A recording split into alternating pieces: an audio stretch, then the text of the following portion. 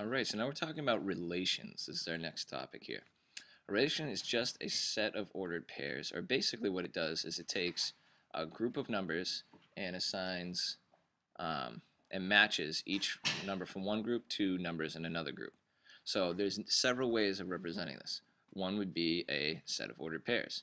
So this matches 1 with 1, 0 with 2, and 3 with -2. So the domain are your inputs. Alright, I need to define these before I can really talk about the rest of this. The range are the outputs or the results. Okay, so the domains are also called your independent variables. And then these would be the dependent. So here our inputs, or our x's, are all 1, 0, and 3. So our domain here would be just the set 1, 0, 3. And typically we would like to write it like this in numerical order, not just the order they give it to you in the table. And then the range would be -2, 1, 2. So I went in order from least to greatest. So the domain is a set of inputs, the range is a set of outputs. So one way is to just make a table of them. It's just these numbers in a table. Another way is to list the numbers, and typically what we would do is do them in numerical order. So we would do 0, 1, 3, -2, 1, 2, and then match them correctly. So that's 0 to 2, 1 to 1, and 3 to -2. That's really how the mapping should look. Alright, so it just tells you this input goes with that output. Those are just the different ways. This is our x-axis and our y-axis. So this says when x is 1, y is 1. So that represents this input. So they're just different ways of showing different things, and different ones are useful for different reasons. So if this is a relation, our inputs are -2, 3, and 4. So that's -2, 3, and 4. That's our domain. And we use the squiggly brackets typically for sets of numbers. So -2, 3, and 4. -2, 3, and 4. Now our output, or our range, is -1, 3, and 3. So -1 and 3. We only put what numbers they are. We don't write them numbers multiple times, right? So if there's a 3 here twice in our relation, 3 is just one number, so we just write the number 3. This is telling us which numbers are in our range. So -2 goes with -1, 3 goes with 3, and 4 goes with 3.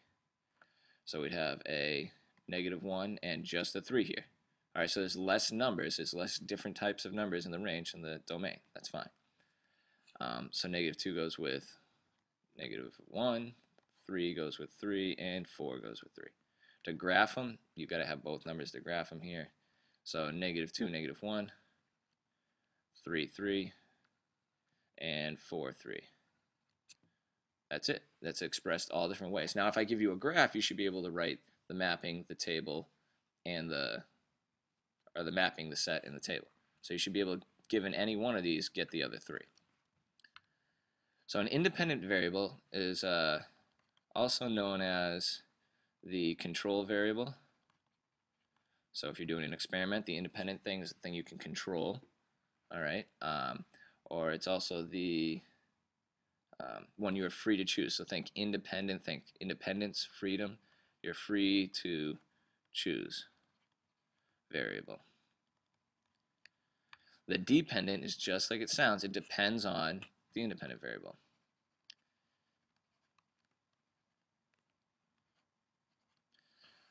So usually it's easier to figure out what depends on what you say. This depends on that. So that means that this is the dependent variable. Once you know the dependent variable, then you know the independent variable.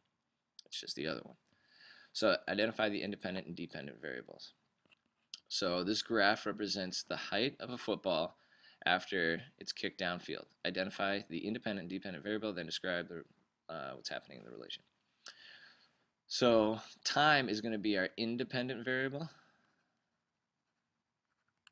and height is going to be our dependent, right? Because the height of the ball depends on how long it's been traveling through the air. So as soon as you say the height depends on time of travel, you know height is your dependent variable. So then what's happening in the graph? It's initially starts at a height of 0. It's kicked, and as it's traveling through the air, it's getting higher and higher until it peaks. At some point it reaches a peak, it's peaking, and it starts coming back down again until it's back on the ground. All right, so that's what's going on through the graph. Typically you would write this here, but since I'm talking to you, I can just say it.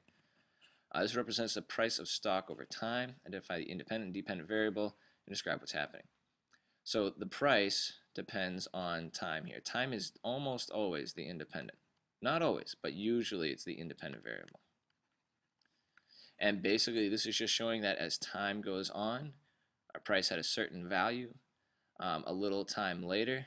So we don't have a scale here, so we don't know whether this is minutes or hours or days or weeks. But after a certain amount of time, the stock went up to a certain peak, then it fell, and then the stock rose slowly. Notice it went up a bigger amount in a shorter amount of time here, and it went up a smaller amount in a longer amount of time here.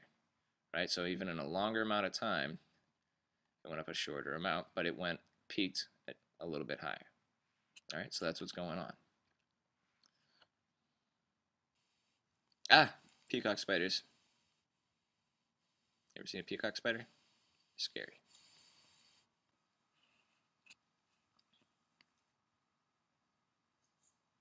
Ooh, that was scary. Here's your U-try.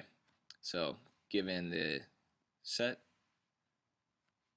represent the ratio in the other 3 ways, and then describe what's going on in the graph here. Identify the independent and dependent variables. See you next time.